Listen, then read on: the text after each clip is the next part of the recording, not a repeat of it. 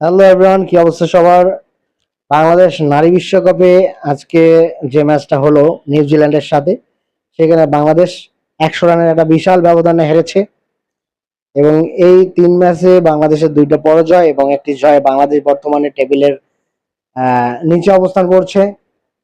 আর বাংলাদেশের বিশেষ করে বাংলাদেশ পাকিস্তানের সাথে জয়লাভ করার পর বাংলাদেশ ইংল্যান্ডের সাথে যেভাবে খেলেছে, আজকে নিউজিল্যান্ডের সাথে বাংলাদেশ কিন্তু সেভাবে খেলতে পারে নাই। বিশেষ করে বাংলাদেশের ব্যাটিং অর্ডার প্রচন্ড খারাপ খেলেছে আজকে। বিশেষ করে প্রথমের টপ অর্ডাররা খুবই খারাপ খেলেছে। এবং সর্বশেষ যদি ফাহিমা এবং রাবিয়া খান যদি তাদের এই ছোট একটা পার্টনারশিপের কারণে বাংলাদেশ 100+ ক্রস করেছে। না হলে বাংলাদেশ আরো 100-র নিচে অল আউট হওয়ার কথা ছিল। যাই হোক, বাংলাদেশ ক্রিকেট নারী দলটা দিন দিন উন্নতি করছে।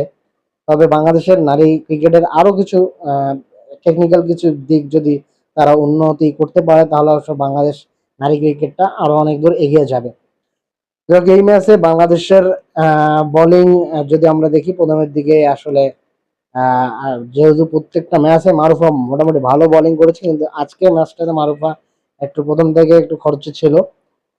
কিন্তু যাই হোক, প্রথমের দিকে ভালো কামব্যাক দিয়েছিল বোলিংয়ে। তারপরও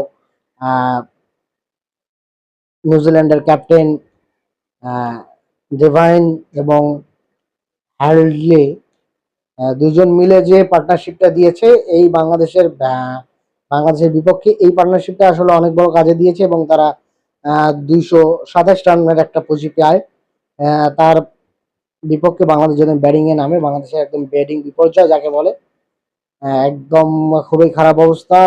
প্রায় 50-এর আগেই প্রায় 6টা-7টা উইকেট পড়ে গেছে।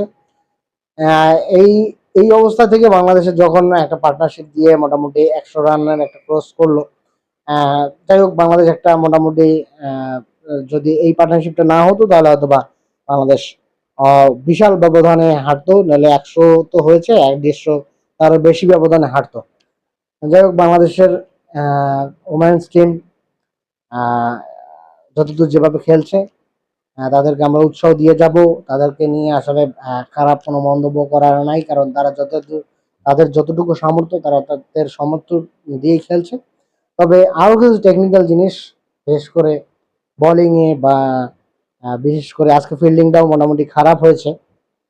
হ্যাঁ, আর যদি ব্যাটিংটা একটু টপ অর্ডাররা একটু ভালো দায়িত্ব নিয়ে খেলে এবং স্ট্রাইক রোটেট করে বা সিঙ্গেল নিয়ে যদি খেলতো, তাহলে হয়তো বা ম্যাচের ফলাফলটা অন্যদিকে যেত। এবং বাংলাদেশের মোটামুটি যে ব্যাটিং লাইন আপ রয়েছে শেষ পর্যন্ত খারাপ না। তবে তারা যদি প্রথম দিক থেকে যদি পারফরমেন্স, তাদের যদি একটা কন্টিনিউয়াস একটা পারফরমেন্স ভালো থাকে, তাহলে দেখা যাবে যে, এবং সিঙ্গেল বা ছোট ছোট গ্যাপ শট দিয়ে যদি ভালোভাবে তারা ইনিংসটা বিল্ড আপ করতে পারে, তাহলে হয়তো দেখা যাবে যে বাংলাদেশ ক্রিকেটটা, নারী ক্রিকেটটা একটু উন্নতি করতে পারবে। কারণ বাংলাদেশের নারী ক্রিকেট অন্য দেশের তুলনায় হয়তো বা ফ্যাসিলিটিস বা কোচিং স্টাফ সব আর বিভিন্ন বিষয়ে অনেক সীমাবদ্ধতা রয়েছে, বা যেহেতু তাদের একটু হয়তো বা ঘাটতি রয়েছে।